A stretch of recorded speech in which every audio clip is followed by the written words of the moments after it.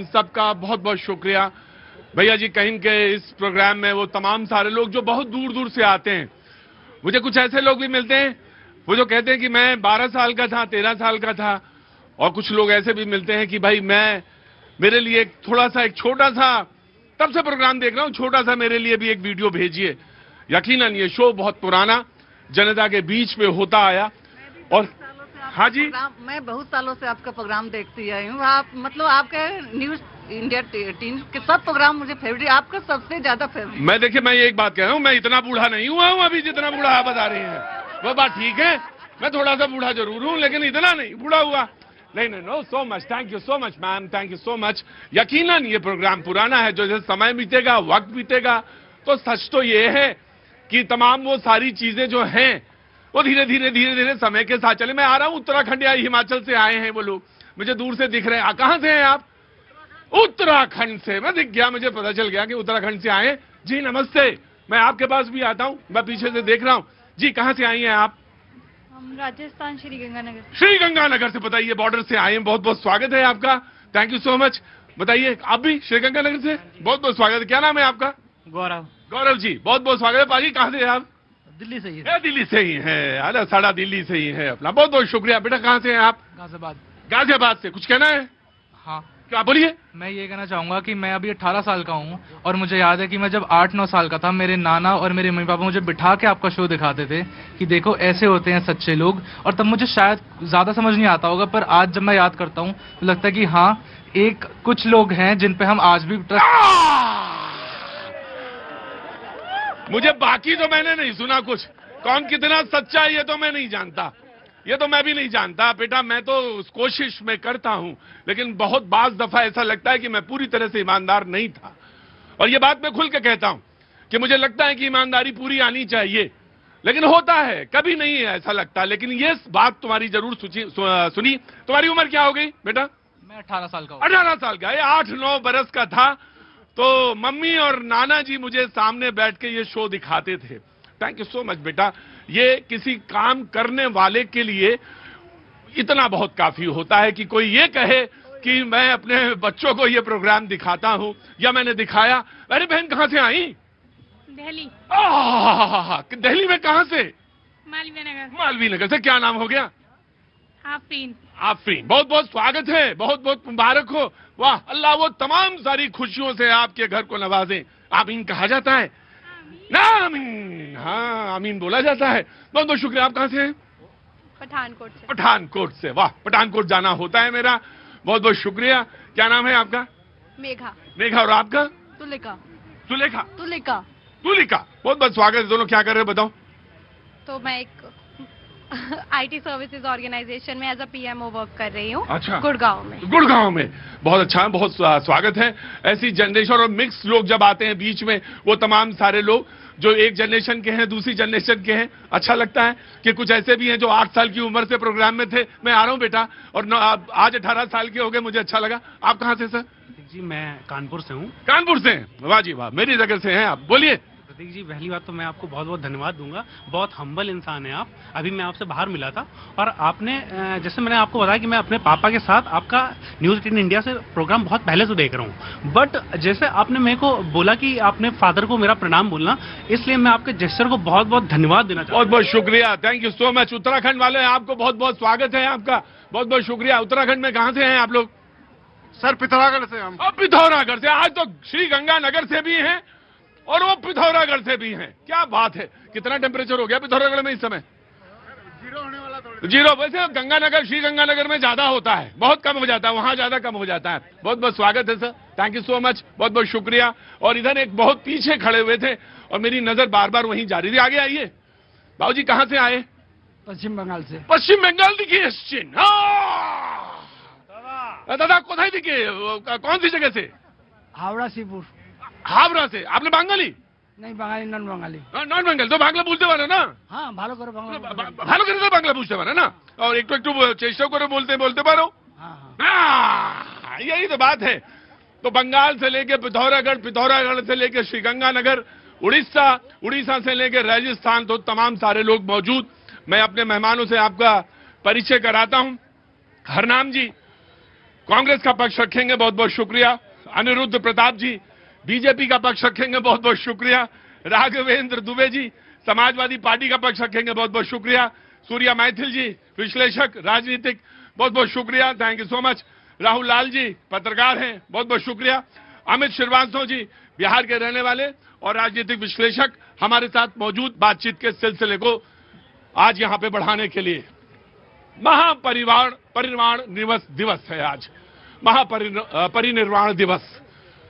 बाबा साहब को 70 बरस हुए महापरिनिर्वाण लिए हुए, और उसके लिए आज तमाम सारे लोगों ने, तमाम सारी पॉलिटिकल पार्टीज के नेताओं ने बोला। ये सच है कि मैं देख रहा था, उसमें एक प्रतिक्रिया ये थी, देश का उज्जवल पृष्ठ है, बहुत सुनहरा चमकता हुआ यकीनन, और इसलिए ज्यादा चमकता हुआ दिखता है कि वो जहां से आए और जहां तक गए, ये जो संविधान है, ये हमारे पास वो संविधान बाबा साहब का दिया है, जहां से आए और जहां तक पहुंचे वो एक और चमकता हुआ सितारा है। इसलिए मैं कह रहा हूं कि जो स्वर्णिम पृष्ठ है, जो उज्जवल पृष्ठ है, वो बाबा साहब भीमराव अंबेडकर का। आज उनका महापरिनिर्वाण दिवस 70 बरस हुए, और आज हम उस पर बातचीत करेंगे। लेकिन जो प्रतिक्रियाएं हैं, जो लोगों ने बोला है, वो बड़ा मिला जुला बोला है। किसी ने कुछ, तो बहस की गुंजाइश बनती इसलिए, देखिए गुंजाइश वहां पे नहीं है बिल्कुल भी, उस कैरेक्टर पे, उस चरित्र पे, उस पर कहीं कोई नहीं। लेकिन हाँ, जिसने जैसे जैसे याद किया उसको मैं रखूंगा। लेकिन उससे पहले मैं एक बात और कहना चाहूंगा। 70 बरस हुए, लेकिन क्या हम में कुछ चीजें आई, जैसे छुआछूत को लेकर हम कहां पहुंचे, कहां तक पहुंच पाए, ये सोचना है। ये बहुत विचारणीय पृष्ठ है। सामाजिक समरसता हम कहां तक बना पाए, ये हमें जातीय व्यवस्था पे बात कर रहा हूं मैं, हम कहां तक पहुंच पाए, हम कहां तक से चले थे और कहां तक पहुंचे, इस पर हमें बात करनी है। और जरूर सोचना चाहिए नई पीढ़ी को खास तौर से, और जो चीजें अच्छी ना लगे उनको सार को कह रहे धोता दे उड़ा। और यह बात सच है बिल्कुल ईमानदारी के साथ, क्योंकि सोचना और करना आपके कंधे पर है मुल्क। लेकिन मैं अपनी जिम्मेदारी से भागूंगा नहीं, मैं बिल्कुल नहीं भागूंगा। लेकिन आज ये सोचने का दिन है कि हम सामाजिक समरसता, जातीय व्यवस्थाओं पे और कहां तक खुद व्यक्तिगत, देखिए देश में तो बहुत सारी बातें हो सकती हैं, लेकिन हमको ये बताना पड़ता है कि केला तो खाइए, लेकिन छिलके को कहां डालिए, जोर से बोलो। तो ये मुल्क यही है कि बताना पड़ता है कि छिलका जो है डस्टबिन में डालना होता है। हम ये मुल्क है जहां हमको ये कहना पड़ता है कि भाई खुले में शौच ना करो, खुले में शौच नहीं करना चाहिए। लेकिन हाँ, ऑफ कोर्स खुले में शौच नहीं करना चाहिए, लेकिन कोई मुझसे कह सकता है कि क्या शौचालय थे। लेकिन ये बात भी सच है कि जो महिलाओं के साथ जो चीजें हुई खुले में शौच, उसके ऊपर एक बहस अलग है। लेकिन हाँ, ये देश है जिसमें बहुत सारी चीजें हमको बतानी पड़ती हैं, और लोग कंपेयर करते हैं बहुत सारे मुल्कों से। लेकिन यकीन मानिए हमारी तरफ से भी बहुत सारी चीजें पहल हो सकती है, जिसमें मैंने थोड़े 2-4 बातें कही। राहुल गांधी जी ने कहा अंबेडकर जी ने देश को रास्ता दिखाया, संविधान दिया, बिल्कुल करेक्ट, इसमें कोई दो राय नहीं जो ये बात उन्होंने कही। हम उन्हें याद करते हैं, उनके विचारों और संविधान की रक्षा करते हैं। बाबा साहब और हिंदुस्तान के हर नागरिक का संविधान आज खतरे में है, ये राहुल गांधी जी कहते हैं, और हम संविधान की रक्षा कर रहे हैं। राहुल गांधी जी कहते हैं कि हम संविधान की रक्षा कर रहे हैं और देश के नागरिकों की भी हम रक्षा कर रहे हैं, ये राहुल गांधी जी कहते हैं। अब यहां पे मुझे मालूम है कि बहस की गुंजाइश तगड़ी बनती है और इसमें बहस शुरू हो जाएगी। मैंने कहा हरवंश नारायण जी जो उप सभापति हैं राज्यसभा के, उनका यह सेंटेंस था, अंबेडकर भारत के एक उज्जवल पुत्र थे जिन्होंने हमें संविधान दिया। और आज बहस का आगाज करते हैं। मैंने अपनी तरफ से कह दिया जो हमें करना है, जिस पे हमें सोचना है, और बाकी बहस में जो निकल के आएगा उसको आप अपने घर ले जाइए। कहा नमस्ते, कहां से आना हुआ आपका? पौंडीचेरी से। पौंडीचेरी से हो? वो बाप रे बाप, तो कैसे आना हुआ इधर? आपसे मिलने के लिए। हमसे मिलने के लिए पौंडीचेरी से? और बताइए हम ही को इत्तला नहीं है। ये होता है, यही करने वाले ये होता है कि आप हमसे मिलने आए हैं और हम ही को नहीं पता। मेहमान तो यही होता है कि बगैर बताए आता है। बहुत बहुत स्वागत है बहन, बहुत बहुत स्वागत है। मैं आपसे मिलूंगा बाद में, लेकिन बहस का आगाज करते हैं। और राहुल गांधी जी ने जो कहा कि हम संविधान की रक्षा कर रहे हैं, संविधान खतरे में है। देखिए, आज दो बड़ा महत्वपूर्ण दिन है। एक है शौर्य दिवस, जो आप लोगों को पता, उसकी हार्दिक शुभकामनाएं। और दूसरा है महानिर्वाण दिवस, जो कि शायद कांग्रेस के लोग, विपक्षी लोग भूल गए थे। ये तो कहीं एक पिछड़ा समाज का व्यक्ति, एक चाय वाले का बेटा प्रधानमंत्री बनता है, जिसने बाबा साहब अंबेडकर के जन्म दिवस को समता दिवस मनाया, और जिन्होंने 6 दिसंबर को महानिर्वाण दिवस मनाया उनका, और ये यूएन में मनाया गया। लेकिन बड़ी ताजुब की बात होती, वो कांग्रेस जिसमें राहुल गांधी जी नेहरू जी की तमाम बातें कहते हैं, लेकिन यही भूल जाते हैं कि वही नेहरू जी बाबा साहब को चुनाव हरवा दिए थे 74,000 वोटों से। मतलब फर्जी वोट डलवा के उनको चुनाव हरवा दिए थे। भारत रत्न पूरा परिवार ले बैठे थे। मतलब नेहरू जी खुद जीवित रहते हुए इंदिरा जी, राजीव जी, सारे जी को मिल गया था, लेकिन चूंकि बाबा साहब अंबेडकर को नहीं मिला था। ये किसने नहीं दिया? ये गांधी परिवार जो प्रधानमंत्री बने बैठे हुए थे, इन्होंने नहीं दिया। मतलब राजनैतिक छुआछूत इतना किया बाबा साहब के साथ इन गांधी परिवार ने। दूसरी चीज, जब एक पिछड़े समाज का बेटा प्रधानमंत्री बनता है, आप देखिए पंचतीर्थ का निर्माण लंदन हो, नागपुर हो, महाराष्ट्र में मुंबई हो, चाहे मध्य प्रदेश में हो, दिल्ली के अंदर हो, अलीपुर में जहां पे बाबा साहब का अंतिम प्राण गए, जहां अंतिम समय गुजरा, वहां इन कांग्रेसियों ने बनने नहीं दिया। स्मृति में उनके कुछ अंबेडकर इंटरनेशनल सेंटर बना। जनपथ में देखिए मोदी जी के नेतृत्व काल में अंबेडकर इंटरनेशनल सेंटर बनता है। आप जाके देखिए हर जगह पे अंबेडकर जी, अभी SC ST हो चाहे उसमें हर जगह पे मोदी जी के आने के बाद में उसमें बढ़ोतरी की जाती है। उन चीजों को सही ढंग से सही ढंग से बताया जाता है कि अंबेडकर जी समाज को चाहते कैसे थे, किस दिशा में लेके जाना चाहते थे। लेकिन राहुल गांधी जी को जरा से अपने नाना जी की बातों को याद कर लेना चाहिए कि कैसे उन्होंने अंबेडकर जी को राजनीतिक छुआछूत में उतारा था। राइट, अंबेडकर जी क्या चाहते थे और अंबेडकर जी भारत को किस दिशा में ले जाना चाहते थे, यह वाक्य मैंने इन्हीं के बात से निकाला। और बातचीत के सिलसिले को आगे बढ़ाता हूं। कांग्रेस के प्रवक्ता, then the debate is open, और बाकी तमाम सारे लोग हाथ उठाएंगे और मैं बार बार से आऊंगा। जी जनाब हरनाम जी, कांग्रेस से। सबसे पहले बहुत ही जय भीम। आज बाबा साहब के 70वें महापरिनिर्वाण दिवस को पूरा देश एक बाबा साहब को नमन कर रहा है, याद कर रहा है कि उन्होंने इतना शानदार, इतना सुंदर, इतना बेहतरीन, इतना समता मूलक संविधान दिया, जिसमें कि आधी आबादी जो महिला हमारी खड़ी है यहाँ पर, इनको भी हक हकूक देने का काम बाबा साहब के संविधान में हुआ। RBI जो बना वो भी बाबा साहब के संविधान की देन थी, बाबा साहब की सोच थी। यह भाखड़ा नांगल डैम या और बहुत सारे परिवर्तन जो सामाजिक क्रांति आई, वो बाबा साहब की देन थी। अभी मेरे भाजपा के साथी कह रहे थे कि बाबा साहब को किसने रोका, बाबा साहब को कांग्रेस ने किया, नेहरू जी ने किया। तो मैं आप सबकी जानकारी के लिए दुरुस्त कर दूं कि बाबा साहब कांग्रेस के मेंबर नहीं थे। ऐसे बहुत सारे लोग उस वक्त, श्यामा प्रसाद जी मुखर्जी भी मेंबर नहीं थे कांग्रेस के, लेकिन नेहरू जी की पहली कैबिनेट में अलग अलग विचारधारा के लोग, अलग अलग मत रखने वाले लोगों को भी नेहरू जी ने सम्मान देकर अपने कैबिनेट में रखा। एक मिनट।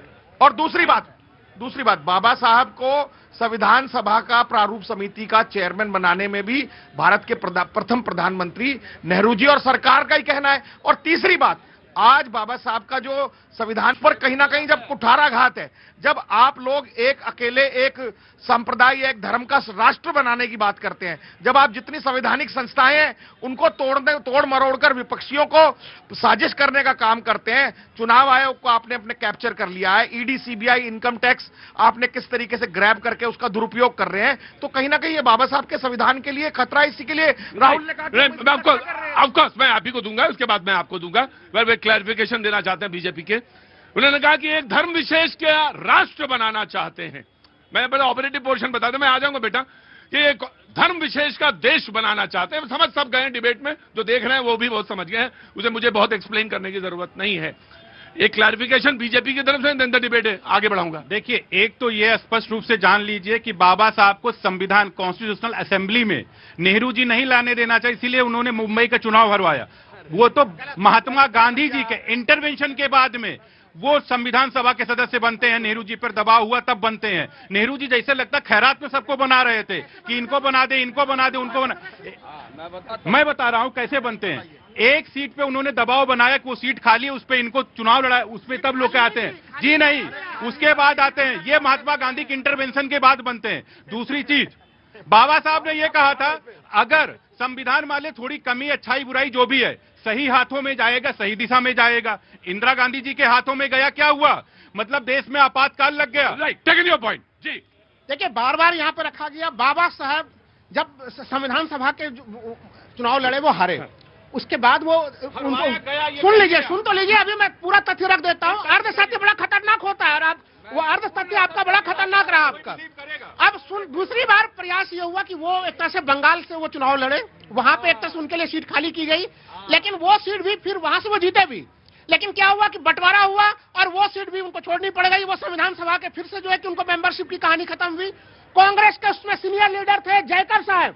जयकर साहब मुंबई में अपनी सीट छोड़ते हैं और वहां से फिर से संविधान सभा में एंट्री होती है बाबा साहब अम्बेडकर की, और वो फिर संविधान सभा को फिर हम लोग जानते हैं कि देश में किस तरह से पूरा संविधान। राइट। सबसे पहली बात आपने जो कहा, मैं कांग्रेस पार्टी की एक बात कह देता हूँ, बाबा साहब भीमराव रामजी अंबेडकर साहब के संविधान में धर्मनिरपेक्षता शब्द नहीं है, नहीं था। आपने संविधान को ताला में बंद करके आपने धर्मनिरपेक्षता का शब्द जोड़ा है। पहले इस बात को क्या बात कर रहे हैं? प्रस्तावना में था क्या? मैं आज चैलेंज कर रहा हूँ, ये सोशल मीडिया का जमाना है साहब। मेरे पास ओरिजिनल कॉपी है प्रस्तावना की, जिसमें श्री राम के राम दरबार का चित्र है। पहली बात सुन लीजिए, अब बोलने नहीं देंगे ना, अब जब तक खोलेंगे, अब तक खोल रहे बोलने नहीं देंगे, अब आराम से सुनिए। अरे देखिए एक बात ध्यान रखिए, हाँ, आराम से I will give you chance. सारी तथ्य खोलता हूँ। हिंदुस्तान में कहते हैं चुनाव आयोग पे आज कब्जा है।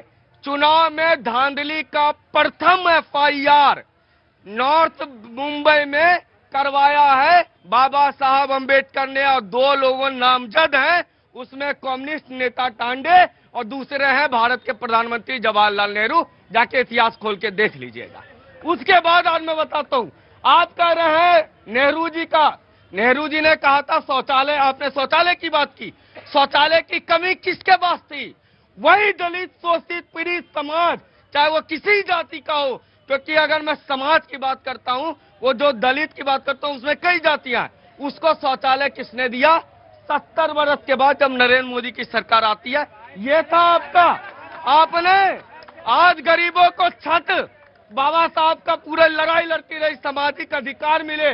2 ही व्यक्ति महाराष्ट्र में लड़ाई लड़ रहे थे दलित की, कानूनी रूप से बाबा साहब अम्बेडकर, और सामाजिक रूप से चाहे मंदिरों में प्रवेश कराना हो, दलित बच्चियों का विवाह करवाना हो, वो कर रहे थे वीर सावरकर। आपने दोनों को अपमानित किया। ये था आपको विदेश से लेकर के आए और भारत रत्न दे दिया। Right, now you give clarification, आप जो मानना चाहते हैं। अमित जी के कई सारे तथ्य मैं बता दूं।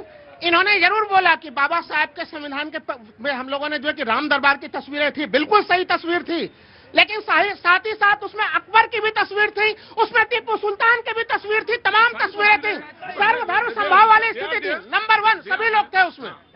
नंबर शब्द था क्या? नहीं, अब सुन लीजिए, प्रस्तावना में धर्मनिरपेक्षता शब्द था क्या? नहीं था। जवाब तो ले लीजिए।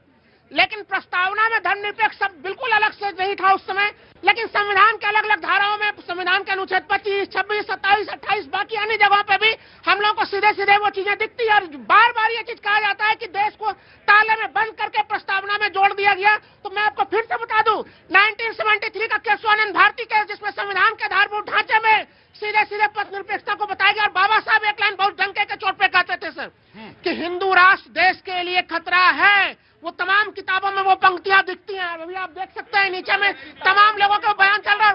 और सुन लीजिए, और अम्बेडकर साहब उसे मुस्लिम परिप्रेक्ष्य में नहीं कर सकते। एक मिनट,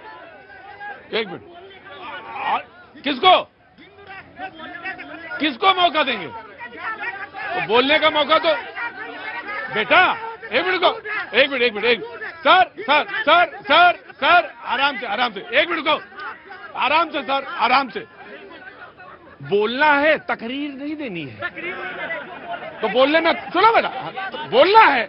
और जो काम मुझे देखो बेटा, एक सीधी सी बात है, मैं तो हूं सारथी, तो मुझे रथ चलाना आता, मुझे बोलना नहीं आता। और तुम इसमें नहीं टोकोगे कि रथ कैसे चलेगा, तुम ये नहीं बताओगे कि रथ कैसे चलेगा। रथ मैं ही बताऊंगा रथ कैसे चलेगा। हाँ, तुम्हें ये हो सकता है कि ज्यादा देर कम हुआ, ज्यादा हो गया, थोड़ी देर हो गई, कम हो गई, वो तुम्हारी आपत्ति हम सुन लेंगे, लेकिन तुम ये नहीं कहोगे कि सारथी बदल दो। बेटा, युद्ध के मैदान में बीच में घोड़े नहीं बदले जाते। देखिए, वो जो हिंदू राष्ट्र की बात को लेकर डरे हुए थे, चिंतित थे, वो मुस्लिम संदर्भ में नहीं थे। वो उनकी चिंता दूसरी थी कि अगर हिंदू राष्ट्र बनेगा तो फिर छुआछूत की भावना और बढ़ेगी, महिलाओं के साथ उत्पीड़न की भावना बढ़ेगी। इस संदर्भ में वो व्याख्या कर रहे थे। वो आज के संदर्भ में जो हम लोग सोच रहे हैं हिंदू मुस्लिम, अरे भाई पूरा विस्तार से तमाम चीजें पढ़ लीजिए जाके। अगर अम्बेडकर साहित्य को पढ़ेंगे तो बिल्कुल मैं भी आराम से 1 by 1 बेसिक समझने पिछले 70 साल में कांग्रेस ने कौन सी शांति रखी? सिख दंगे हुए हिंदुओं के साथ। आराम से, ये नहीं, नारा नहीं लगना। हाँ जी, एक मिनट, आराम से। क्या नाम है सर आपका? मेरा नाम सर सोवन सिंह है जी। शत्रुघ्न सिंह जी, उत्तराखंड से हूँ। उत्तराखंड से। मैं ये कहना चाहता हूँ, कांग्रेस ने क्या, अगर 70 साल में हिंदू राष्ट्र होता, इन ये बोर्डे की दंगे होते, सब ये होता। मैं कहना चाह रहा हूँ, अगर हिंदू राष्ट्र, अगर कांग्रेस ने इतना काम किया ना, तो क्यों दंगे हुए? समझ गया हम तुम्हारी बात समझ गए। हाँ, वेरी गुड। एक लाइन, मेरे लिए किसी व्यक्ति के प्रमुख दिन को मनाने का एक ही तरीका, मैं उनके किताबों को पढ़ता हूँ, कमेंट्री नहीं पढ़ता। आज अभी मैंने पढ़ के आया हूँ मैं, बाबा साहब ने कहा कि भारत का विभाजन तब तक अधूरा है जब तक कि सारी मुस्लिम आबादी पाकिस्तान न चला जाए, सारी हिंदू आबादी हिंदुस्तान में न। क्या कांग्रेस पार्टी समर्थन करती है? बाबा साहब अम्बेडकर, आप तो हिंदू राष्ट्र पे बहुत दलील देते हो। मैं तो ना तो कमेंट्री पढ़ पाया और ना ही मैं किताब पढ़ पाया, दोनों चीजें नहीं पढ़ पाया। लेकिन मैं एक जानता हूं, बाबा साहब के जो सबसे प्रमुख शिष्य थे, सबसे प्रमुख शिष्यों में से एक, वो पाकिस्तान के पहले लॉ मिनिस्टर बने, योगेंद्रनाथ मंडल। वो पहले आदमी थे जो पाकिस्तान के विधि मंत्री बने, लीगल मिनिस्टर। हम ऐसे बामुश्किल से 6 महीने रहे होंगे, 6 महीने भी नहीं रह पाए। वहां से वो वापस आए, वापस आ गए। तो बात दरअसल जब होगी तो पूरे सीनियरों पे होगी और पूरी बातचीत पर होगी और पूरे स्थिति पर होगी। जी, मैं आता हूं। नहीं, समाजवादी पार्टी का ठीक चल रहा है ना? ठीक चल रहा है ना? हाँ। संविधान शिल्पी, भारत के प्रथम कानून मंत्री, भारत रत्न बाबा भीमराव, थोड़ा ऑडियो बढ़ा देना बेटा। हाँ। महापरिनिर्वाण दिवस पर उनको सतत नमन करते हैं। आज समाजवादी पार्टी, अभी जो आप बात कर रहे थे कि क्या बदला, सबसे बड़ी बात है कि बदला क्या। हाँ। उन्होंने संविधान बनाया, उससे बहुत सारी चीजें बदली भी, ऐसा नहीं है कि नहीं बदली। जो असमानता थी, जो अछूत की भावना थी, उनका कहना यह था कि जो भी गरीब और अमीर के बीच खाई है। सुनोगे तो समझेगा, तब बदलेगा। सुनो पहले क्या बदला, उसी पर बात कर रहे हैं ना। क्या चीजें बदली? क्या छुआछूत पे मामला बदला? क्या स्टेटस बदला? क्या घोड़े पे चढ़ा हुआ एससी का व्यक्ति जा सकता है शादी के लिए? क्या उसको उतारा जाता है, नहीं उतारा जाता? ये सवाल हैं, ये मूलभूत सब। देखो बेटा, ये सवाल हैं जिनको एड्रेस करना बहुत जरूरी है। मैं रिजर्वेशन पे तब आऊंगा पहले जब ये सारे सवालों के जवाब मिल जाएंगे, तब मैं वहां आऊंगा। जी, बात वहीं जहां से आप बात शुरू कर रहे थे, क्या भेदभाव बदला है, क्या जाति व्यवस्था में परिवर्तन हुआ है? तो मैं ये कह सकता हूं कि परिवर्तन की ओर तो है, इसमें कोई कहीं शक नहीं है। लेकिन हाँ, बदलाव अभी बहुत बाकी है, क्योंकि अभी भी बहुत सारे जगह। मैं आपको रोक रहा हूं, मैं आप ही से शुरू करूंगा। इन्होंने कहा कि दिशा अच्छी है, दिशा की तरफ हम ठीक गए हैं, लेकिन अभी भी बहुत सारा परिवर्तन होना बाकी है, और यह बात सच है। लेकिन इसी में एक आप लोगों की अगर इजाजत हो, और भैया तुम्हारी इजाजत जरूरी है, तुम्हारी इजाजत हो तो एक सवाल और जोड़ लें। कोई बात नहीं बेटा, तुम बच्चे हो मेरे, एक सवाल और जोड़ लें। क्या इस बदलती हुई या दिशा जिसकी अच्छी है या अच्छी दिख रही है, उस दिशा को रोकने का काम, उसको मरोड़ने का काम, उसको ऐंठने का काम, उसको दरबदर करने का काम मौजूदा पॉलिटिकल पार्टी या सिस्टम ने किया है या नहीं किया है? जोर से बोलो। किया है। तो देश की आजादी के बाद से अब तक यह सवाल है बहुत बड़ा कि क्या हम जहां, क्योंकि यह सवाल तो पूछा जाएगा कि भाई देश की आजादी के बाद से जब हम चले तो हमारी दिशा अच्छी थी, तो कहां कौन लोग थे, कौन कौन लोग जिम्मेदार थे, उनका बात होगी या नहीं होगी? बिल्कुल होगी सर, क्यों नहीं होगी? बात होगी, सारी बात होगी। जी, कहां से आए सर? मैं मेरठ से आया हूँ, उत्तर प्रदेश से। मेरठ से, उत्तर प्रदेश से। जी, मैं आ रहा हूं। Samajwadi party and the quick. जी, देखिए, बिल्कुल जाति व्यवस्था जो रही, जो दंश सहा, बात ये भी सही है कि मंदिरों में नहीं घुसने दिया गया। बात ये भी सही है कि एक जाति के लोग मैला उठाने का काम करते रहे। बात ये भी सही है कि नाली साफ करने का, गटर साफ करने का काम भी एक जाति विशेष करती रही है। उन्होंने ये दंश सहा है और डॉक्टर अंबेडकर ने उनकी चिंता को जाहिर किया, उसको संविधान में शामिल किया और उनकी जो ये व्यथा है, दूर है, उसको काम करने के लिए काम किया। उस दिशा में हम चले भी हैं। लेकिन हाँ, आज भी वही सत्य है कि बहुत सारी जगह जाकर के अभी भी कई दूरों को इसलिए घोड़ी से उतार दिया जाता है कि अमुक जाति का है, नीची जाति का है, उसको उतार दिया जाता है, उसको अपमानित किया जाता है। लेकिन ये नहीं होना चाहिए। लेकिन साथ में मैं ये भी मानने को तैयार हूं कि बहुत सारी व्यवस्था बदली भी है। जहां लोग किसी से छू जाते थे, उसी समय जाकर के नहाते थे, स्नान करते थे। लेकिन अब काफी व्यवस्था बदली है और मैं चाहता हूँ कि दिशा, अरे अब लड़का लड़की देख रहे हैं, लोग समझ रहे हैं, चीजें बंधन टूट रहे हैं और चीजों का। जी, मुलायम जी तो कहते थे लड़के हैं फिसल जाते हैं। मैं आगे बात करूं, मैं किसी एक जगह नहीं। लेकिन एक सवाल, अगर आपकी इजाजत हो, भैया कहां गए, इजाजत हो तो एक सवाल और जोड़ दें। और सवाल जोड़ना चाहिए, जवाब आए ना आए इसका मतलब नहीं मुझे, लेकिन सवाल जरूर जोड़ने चाहिए। और सवाल ये कि क्या जब व्यवस्थाओं की तरफ हम बढ़े तो जो हमें आरक्षण मिला, और उस आरक्षण के बाद जब हम वहां पे एक ही परिवार से, हम डीएम, हम मुख्यमंत्री, तो उसके बाद मेरा बेटा भी मुख्यमंत्री बनेगा, मेरा बेटे के बाद मेरी पत्नी भी मुख्यमंत्री बनेगी, मेरे बाद ये भी मुख्यमंत्री, एक ही परिवार की तरफ जब सिस्टम चला, तो क्या वो सही था या गलत था? अगर जनता का जनमत अगर उसको मिल रहा है तो बनने में कोई हर्जाई नहीं है। अरे जनमत के दम पे ही कोई मुख्यमंत्री बनता है। आप और हम नहीं बनाते हैं, जनमत उसको बनाती है। अगर जनता जिस राज्य की चाहती है कि मुख्यमंत्री हमारे उसी फैमिली के रहे, उसमें क्या बुराई है? आज सब कोई जो है कि अपने खानदान को राजनीति में लेकर आ रहा है। जब सब लोग, मैं आ गया, मुझे मालूम है समय, अगर सब लोग लेके आ रहा है तो फिर वो देश कहाँ है जिसकी हम बात कर रहे थे? हम देश के ऊपर न्यूज 18 बात ही नहीं कर, हम तो तुम्हारे ही इंतजार कर रहे थे। बोले आ गया सर, आ गया, उतावले, ये मेरा अपना ही बच्चा, ये किसका है? ये उसको पहले हाथ में रखिए। जी, सवाल ये है कि फिर देश कहां जिसकी बात कर रहे थे, वो आदर्श कहां जिसकी हम बात कर रहे थे? और अगर सब जनता ही चुन रही है और जनता ही है, तो फिर वो बात सही होगी। जिसकी जितनी संख्या भारी, उसकी उतनी भागीदारी। मैं यहां तक आ गया पूरी डिबेट में, और मैं चला वहां से था। तो अब डेमोक्रेसी यहां पे खड़ी है, जिसकी जितनी संख्या भारी, उसकी उतनी भागीदारी, हिस्सेदारी। संख्या यहां तक आ गई। जी, आ गया। ऑफकोर्स आई विल टेक अ।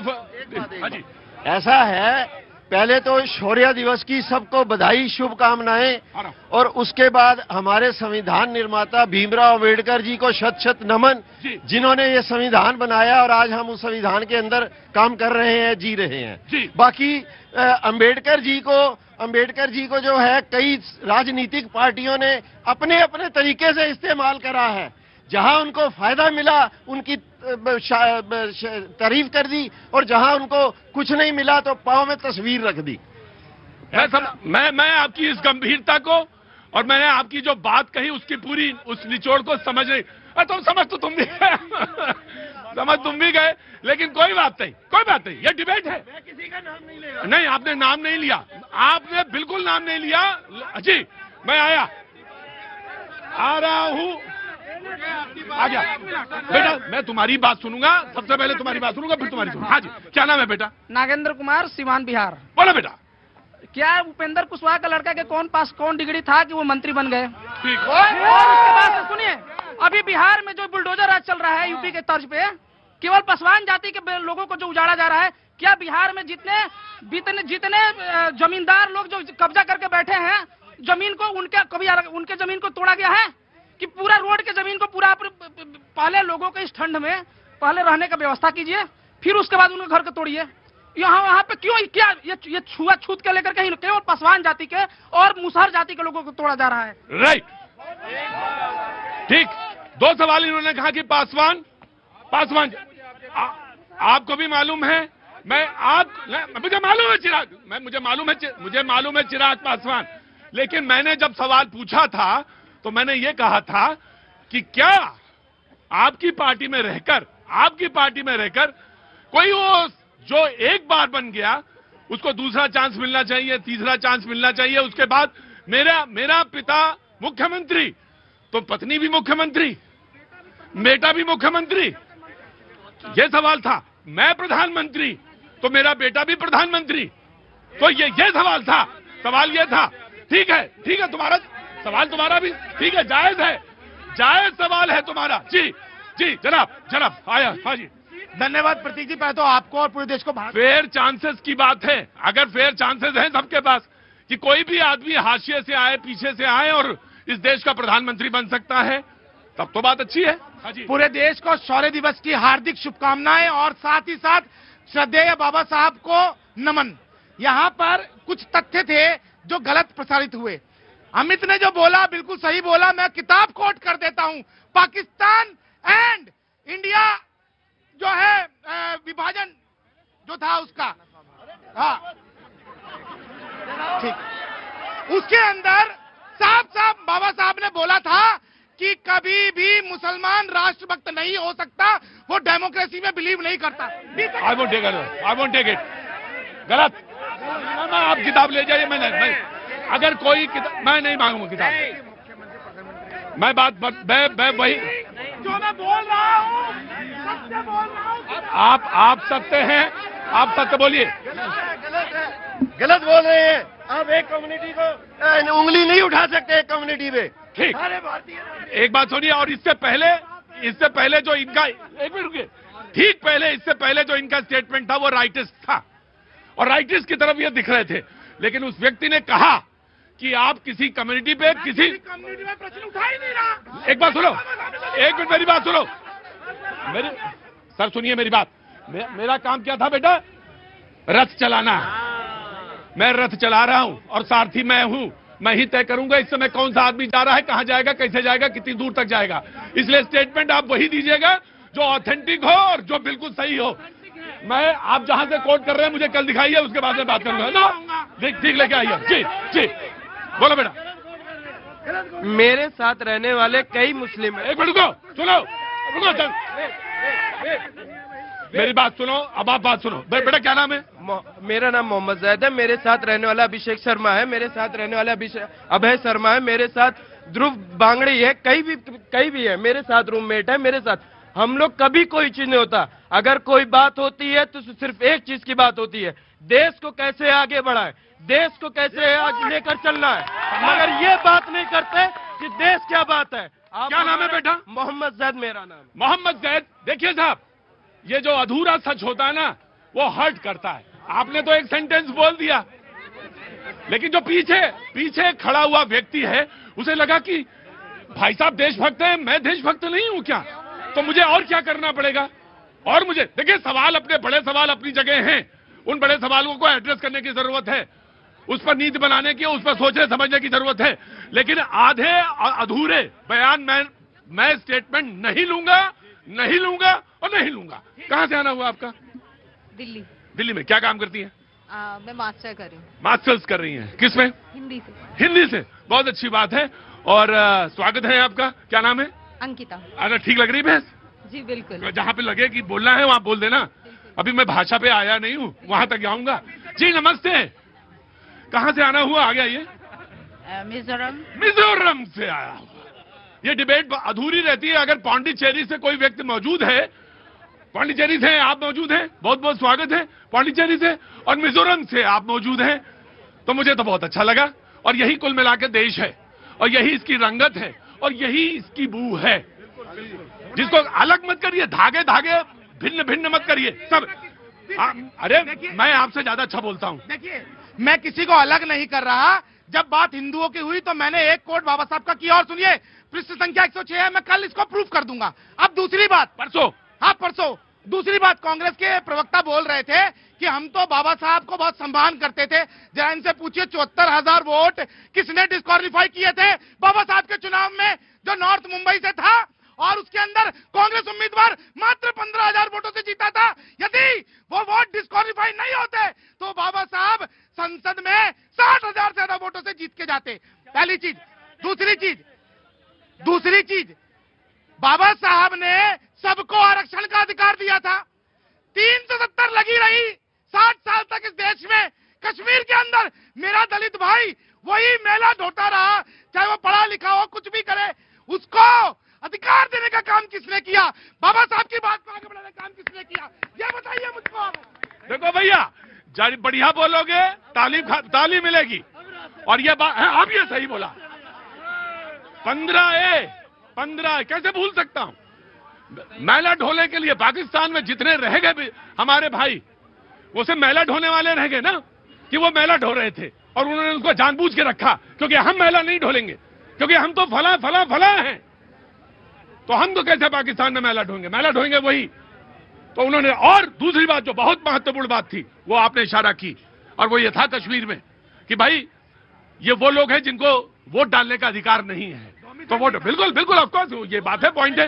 ये तो कांग्रेस को जवाब देना पड़ेगा, अब कांग्रेस जवाब देगी। सर देखिए, सबसे पहले तो आपका शो ही मैं बताता हूं, ये संविधान की इसमें से एक खुशबू आ रही है। संविधान की जो भावना है कि समानता की, कि भिन्न भिन्न प्रकार के लोग जो है वो एक गुलदस्ता बने। पांडिचेरी बने, मिजोरम बैठा है, पांडिचेरी, मिजोरम, पूरा देश आपके देखता है, और ये संविधान यही आजादी देता है कि आप सब इस देश के तमाम जितने लोग हैं, चाहे वो। मुझे तो ये बताइए कि आप कहां खतरे में? आपके नेता कहते हैं कि संविधान खतरे में है। मुझे बिल्कुल इधर उधर की बात न बताइए, खतरा कहां है उसको एड्रेस किया जाए। सर हाँ, सबसे पहली बात, इस संविधान के मार्फत ही बाबा साहब ने हर व्यक्ति को, गरीब हो अमीर हो, किसी धर्म का हो, जाति का हो, मजहब का हो, गांव में रहने वाला हो, शहर में रहने वाला हो, महिला हो, पुरुष हो, उसके वोट का समान अधिकार है। आज अंबानी साहब के वोट की ताकत भी एक ही वोट है, और गरीब व्यक्ति के ताकत भी वोट एक ही है। आज उस वोट को SIR के माध्यम से बार बार खलल डालना, कमजोर तबके के लोगों को बार बार वोट उड़ाना, विपक्षी पार्टियों को आप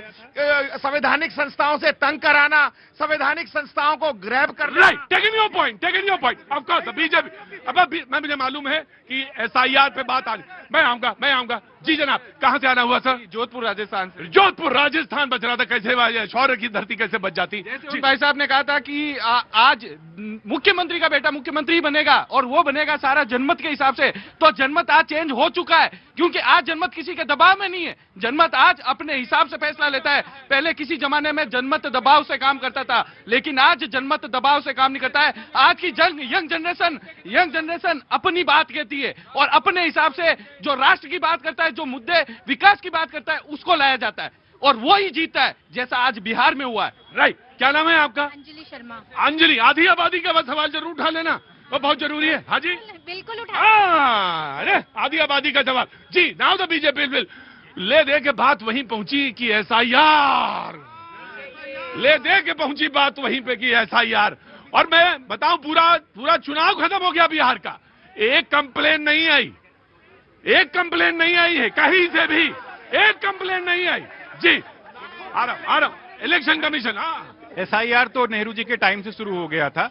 सबसे पहले मैं समाजवादी पार्टी का लेता हूं कि डॉक्टर राम मनोहर लोहिया अंबेडकर जी को इतने फॉलोअर थे, समाजवाद को मानते थे, समता मूलक समाज को मानते थे। पता चला लोहिया जी का विचार कहीं और रह गया, लोहिया जी कहीं और रह गए, सफाई में बैठ के नाच गाना इनका हो गया।